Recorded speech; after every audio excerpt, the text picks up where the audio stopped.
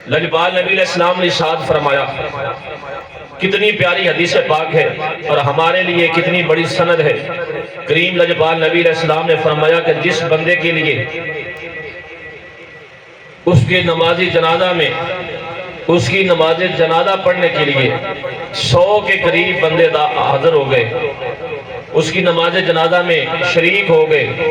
تو اس کے لیے کیا اجر ہے۔ کریم لجپال نبی علیہ السلام نے کتنی بڑی ہمارے لیے سند عطا فرمائی ہے۔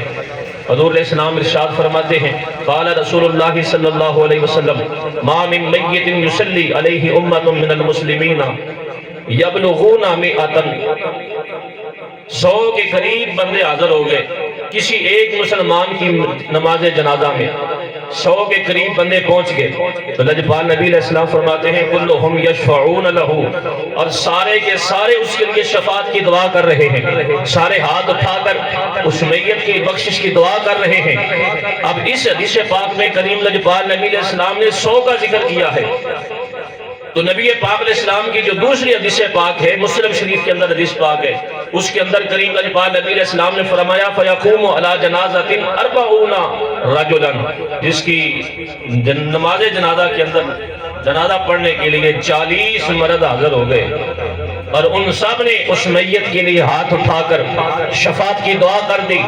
فرمایا شفعہم اللہ فیہ، تو ان کی شفاعت کی دعا کی برکت سے اللہ میت کے گناہوں کو معاف فرما دیتا ہے۔ جنازے کے بعد کی دعا ہے جو آج لوگ کہتے ہیں یہ دعا کسی کو نہیں پہنچتی، کسی کو فائدہ نہیں دیتی، جو مٹی میں مل گیا مر گیا، مر گئے مردود، نہ فاتحہ نہ درود۔ کریم لجپال کی حدیث پاک کتنی واضح ہمارے ذہن کو فراخ کر رہی ہے۔ کریم لجپال نبی نے فرمایا 100 بندہ اگر 100 نہیں حاضر ہو سکتا، وہ 40 ایمان والے بندے حاضر ہو کر اس بندے کی بخشش کی دعا کر دے، ان بندوں کی دعاؤں کی برکت سے رب کریم میت کے گناہ بھی معاف کر دیتا ہے۔